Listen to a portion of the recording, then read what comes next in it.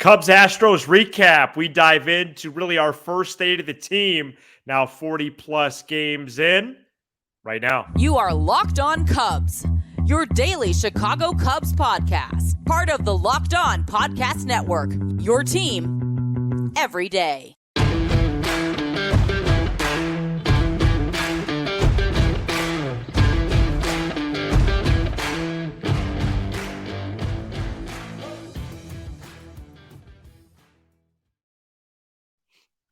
You are Locked On Cubs, part of the Locked On Podcast Network, your team every day. Alongside Sam Olber, I'm Matt Cozy. Please support the show and be a part of our Locked On Cubs community by following on all audio platforms. And you can watch, subscribe, and leave a comment on YouTube. Thanks so much for making us your first listen.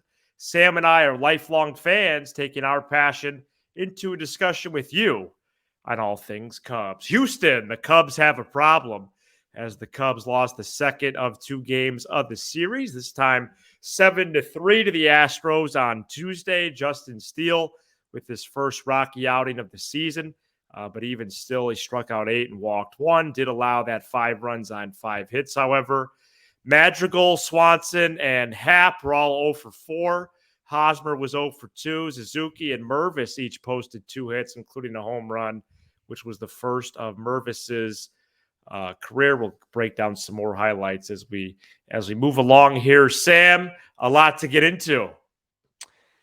Yeah, one of those games that just doesn't really irk me. I expected it. I expected Javier to be tougher on the Cubs than Framber. For me, in my head, these games were lost against Miami, against Washington, against Miami, and against St. Louis. This team continues to show the inability over the last, this is now year 3 of this, the inability to stop the bleeding, right? Last year, hey, if you just take away that 10-game losing streak, we're a 500 club. Year before, 11 games losing streak. Well, now you've lost 13 out of 18. It's starting to get there now. And, right. I thought Steele wasn't as bad as his numbers. He had 1 bad inning, which is tough.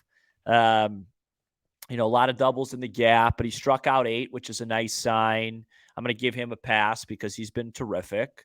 Yeah. And I thought the Cubs hit the ball a little bit better than their numbers. Swanson hit a ball that may or may not have been caught.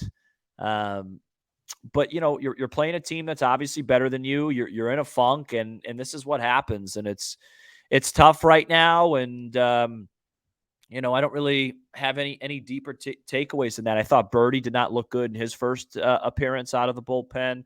That's a small takeaway. I thought Mervis had a very nice game. It's starting to grow into it a little bit. Not just his homer. He had a homer. He flew very deep to center field, and then he had a base hit. So along with a strikeout. So yeah, I thought you were really thoughtful the other day about 100 at bat report card for him. Yeah, Ryan Sandberg was like, I should have looked this up, but he was like 10 for 100 his first 100 ABs. Yeah, Willie Mays. You have to.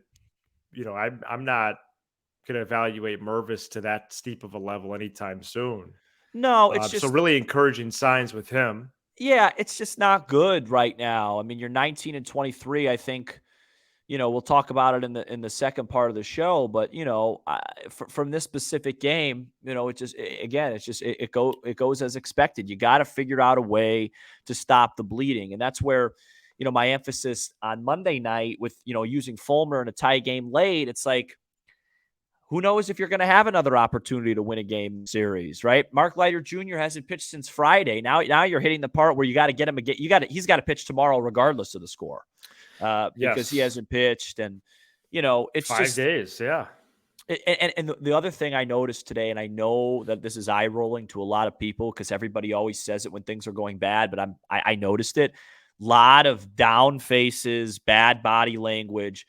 Steele, Swanson, Wisdom. Those were the 3 I took away. Wisdom, okay, just defeated, and you need a lift. I don't know if it's a players only meeting. I don't know if it's whoever the internal leader is on this team. But you keep hearing about that's the one thing about this team. They play hard for Rossi.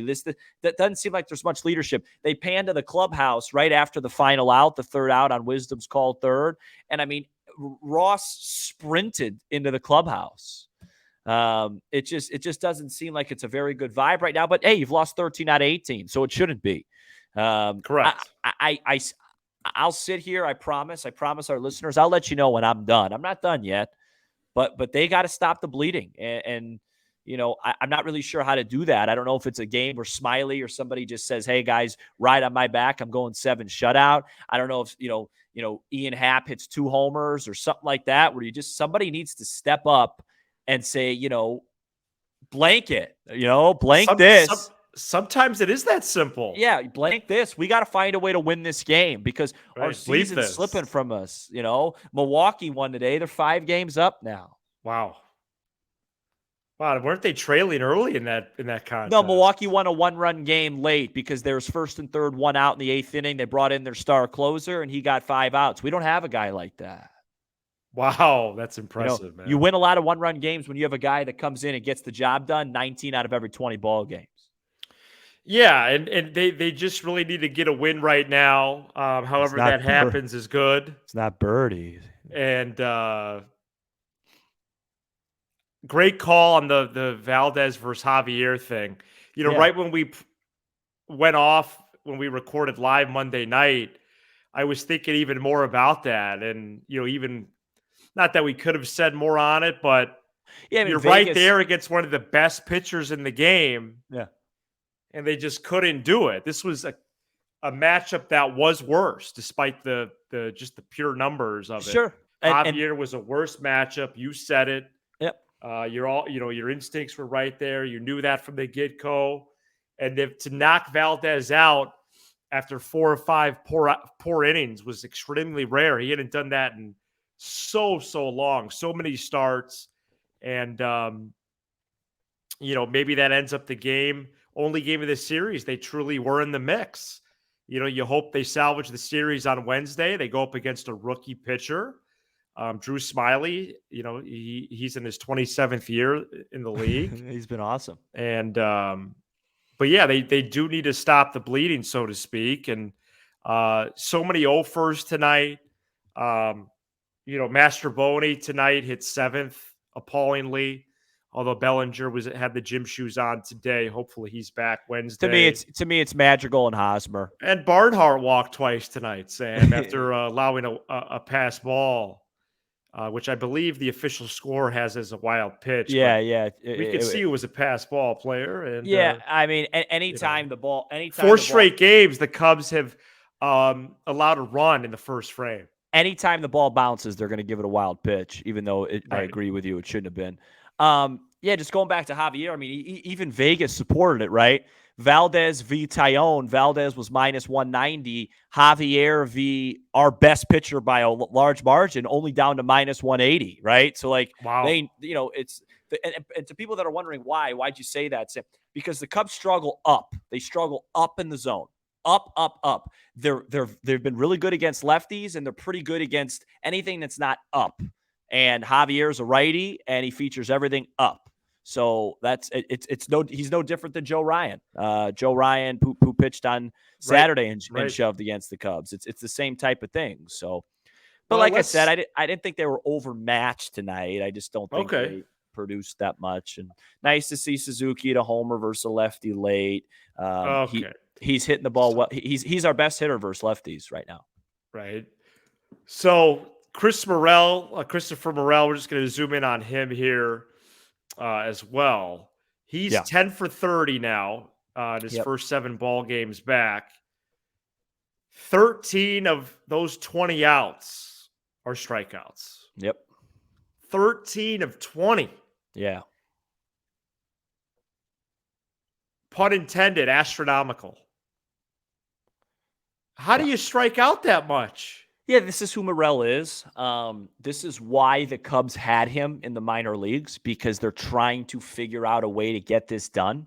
But because the team was hemorrhaging so badly, they had to bring him up. And Ross actually said this. I don't know if it was on 670 today. I just read the quote somewhere.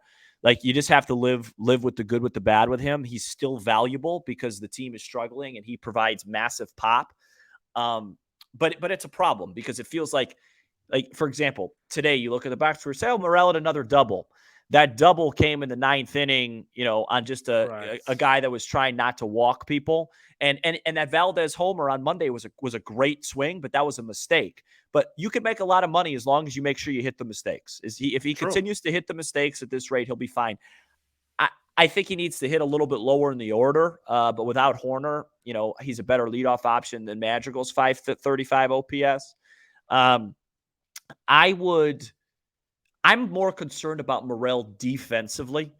I think they're kind of overdoing this utility thing because they have to, and it just doesn't seem like he feels like I don't feel like he's close to being average at any of these positions. Wow. But that stuff will work itself out. Right now, you just need his bat in the lineup. And, too many positions? Yeah, I just think I'd like to see him just get a shot at the infield for a bit and just see if that works. But, where is he going to play? It would be third, right? Because I thought so. When Horner comes back, he's going to be your second baseman. For some reason, they have Morel at second, burning a hole through Mervis's glove, and Madrigal at third. Well, Madrigal's played a nice third, to be fair. I know, but just in terms of velo and arm talent, it doesn't add up. But I get it. And just another thing that if it was a close game would have ruined my night. When Nick Madrigal is batting and he has a 3-2 count, I don't care if William the Refrigerator Perry is at first base. The runner should be on the move. Yeah, just to put him in motion. No, because why do you run on a 3-2 count is to put him in motion and avoid a double play. Right, avoid 2 outs instead of 1. And why don't you run in that situation is because you're afraid of a strikeout. Well, the percentage, just play the percentages. That's it. That's all I got. I'm done. Okay. Smiley versus France on Wednesday, and we're going to break down this Cubs start, but do it with a little bit of a twist. And we're going to do that coming up next. Today's episode is brought to you by So Rare, a revolutionary fantasy baseball game and marketplace transforming fans into owners with officially licensed digital cards featuring players from across all 30 MLB teams. Unlike other fantasy baseball platforms, So Rare managers truly own their fantasy experience, collecting, buying, selling, and competing with player cards against global opponents to win epic rewards. Win or lose, you still own your cards, and there's no cost to play. Head to sorare.com/lockedon. That's spelled SORARE.com to draft your team of free player cards, set your lineup, and play this revolutionary fantasy game. Again, that's sorare.com/lockedon to start playing today. The Cubs play the Astros at 7:10 p.m. Central Wednesday, and you can listen every pitch with the Cubs hometown broadcast on SiriusXM, on the SXM app, search Cubs, or tune into channel 844 and catch the Cubs all season long on SiriusXM. A few questions that I have, Sam, right now about the Northside Baseball Club. Sort of state of the team, state of the union right now, as the team sits 4 games under 500. I'd like to know a few things. One, is this season playing out in a similar fashion as each of the last 2? Yeah. Is there a lack of intuition? Is there a lack of seriousness? Is there a lack of leadership? Mm-hmm. Is there a disconnect between players and coaches? Is there a disconnect between players and front office? The players seemed to enter the year genuinely excited to play and filled with real belief that they could do some damage. Mm-hmm. That was my belief on the player side. Yeah. That doesn't seem to be aligning with what's occurring in the dugout, perhaps on Clark and Addison. Yeah, there's a lot of questions there, but it's not the answer, just for thought. The short answer is no. I don't think this is anything to do with they're not trying to win and they're not serious. I don't. I think it's 0% that. I think that they believe internally. I think Jed Hoyer believes that they're much more like the 14-10 team than this team. When you say the word unserious, I think the decisions so far by the manager and the roster construction have been unserious, but I don't think it's intentionally unserious. I think it's just malpractice and reprehensible at your job. Okay. Look, the way I'll break it down for you is this. You have hit a really bad funk. The last 2 years, you were in a really bad funk and, you lost your season. I think it was, what was it, June in 21, and it was right around this time in 2022. I feel like that a lot of that is on your skipper to try and just minimize these bad streaks, and the players have to play as well. What are they, 19 and 23 now? You have to. Right. The key right now is to take everything, these first 42 games, and flush them and say, I don't know what we are. Let's start this season over. Find a way to win a game on Wednesday. Find a way to steal a series in Philly. If you were to do that, you'd be 22 and 24 coming home. And then you have 6 straight home games against a struggling Mets team and a not a very good Reds team. All of a sudden, you take 4 out of 6 there, maybe even 5 out of 6. You're back over 500 before you hit another gauntlet of tough games. Right. Tampa, the Padres, the Angels on the road, the Giants. But again, you have to hang around as long as you can. I promise you they're going to play well again. The question is by the time they play well again, is it going to be too late?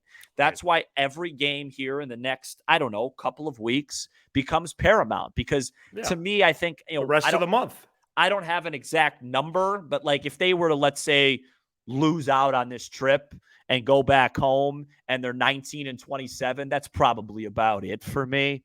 So well, yeah, that's a big hit. Yeah, so you'd like to steal a game or two, and they were out of it a lot earlier last year. They were probably late April last year. Yeah, right. That's when they lost that 3 out of 4 after winning that 21-0 ball game. Yeah, it was to Pittsburgh, but I think that's where we have to zoom in at this point. Obviously, I'm familiar with the flush it mentality just in terms of being a coach, and I think it's very necessary, especially in this sport with how often it is and how much failure there is. And if you do get in a rut, sometimes it is that simple about trying to bring the room together and winning a game, and however you do it, however ugly it is. And, it was a similar vibe at this point last week. They got that midweek game against St. Louis, and you felt better. You felt like, hey, they needed that one. Right. So it's deja vu all over again, as Yogi Berra would say. As the great Yogi Berra would say. And perhaps that's the title of today's episode. I'll have to figure that out. But it's hard because I even saw you fielding some questions, tonight on Twitter. And I don't know if I'm ever going to be out, like capital O out, because as a diehard fan, I just don't know if that exists. Right.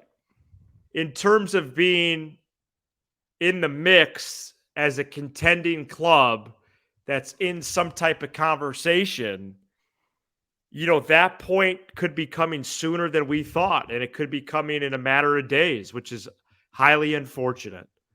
Right. That is the impact that the last 2 weeks had.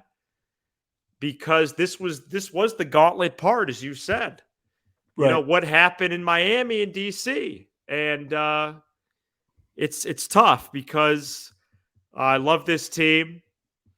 I'm still excited when the first pitch is thrown at 7:10, like it has been this week, or 6:40 next week when they go back to the friendly confines. Right.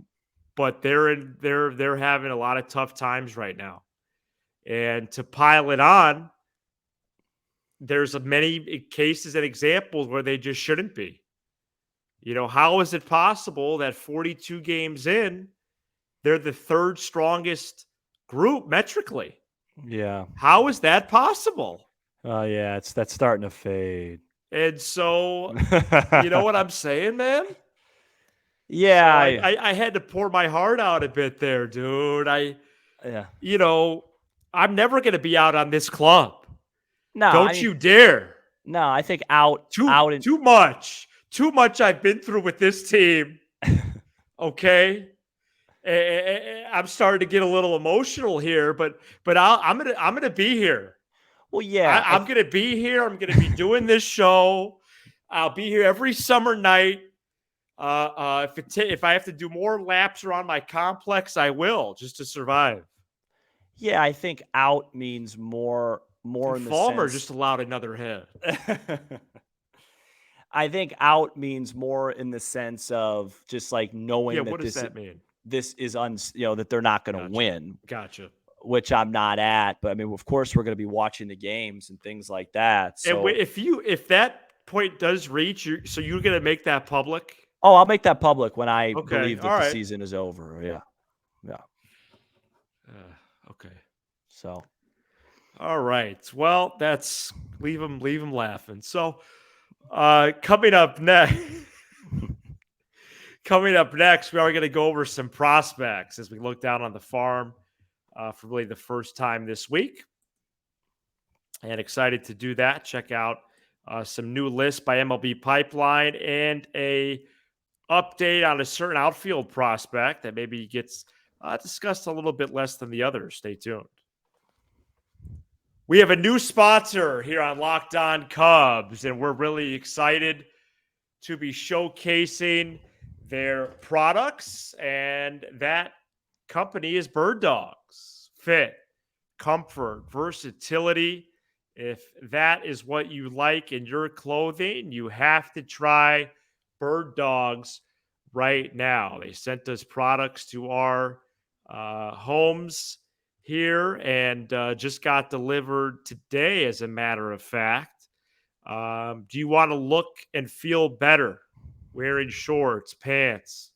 Do you want that stretchy fabric? Do you want a more comfier look and feel? Do you want the freedom to wear one pair of shorts or pants out going on the driving range, or going out, or going to a work meeting, or watching a Cubs game? Then you have to try Bird Dogs. Okay. And there's just an absolutely incredible deal right now at birddogs.com/LockedOnMLB. That's birddogs.com/LockedOnMLB. And when you enter the promo code, they'll throw in a free custom Bird Dogs Yeti style tumbler with every order. So you got to go to birddogs.com/LockedOnMLB, enter the promo code LockedOnMLB, and try Bird Dogs today. Locked On Cubs is now on SiriusXM, and you can listen to every pitch this season with the Cubs hometown broadcast on SiriusXM, on the SXM app, or channel 844. MLB Pipeline produced new rankings earlier this week for both the top 100 in all of baseball and per each team. Cubs have a new look in terms of where people are ranked, and now a top four of Pete Crow-Armstrong, Cade Horton, Kevin Alcantara, and Jordan Wicks. Matt Mervis shot up to fifth, followed by Ben Brown, Brendan Davis, Jackson Ferris, Christian Hernandez, and Alexander Canario rounding out the top 10. And in the 12th spot, Sam Owen Casey, the centerpiece of the Yu Darvish trade. He's with the Smokies right now at Double-A. He's slashing 293, 384, 576 with 7 home runs and 7 doubles. So by all accounts, including win-loss record for these affiliates, down on the farm is going mostly well for the Cubs. yeah, and sometimes we forget to shift our focus there. PCA being top 15 is really cool. I think we were, one of the first outlets that was like, hey, he is greatly underrated and underranked. And it was really, it's nice to see him get that recognition. When you see a guy like Horton that high early on, that's a really good sign that means people are really, think that he's really, top notch. So I think it's pretty good. I think they've done a good job. I mean, Davis has struggled, like you mentioned, but overall, I think everything on the farm right now is going according to plan. It's just, it's hard to get there with the way that they've struggled at the big league level, right? It's just frustrating. Shout out to the everydayers who are with us all 5 episodes throughout the week, and you can become an everydayer by checking us out each and every weekday. We'll be back on Thursday recapping Cubs Astros and taking a look ahead to the rest of the week. Be sure to hit that subscribe button for Locked On Cubs on YouTube and smash the like button for the algorithm, Apple, Spotify, wherever you get your podcast on the audio side. He's Sam Olber. I'm Matt Cozy. This is Locked On Cubs.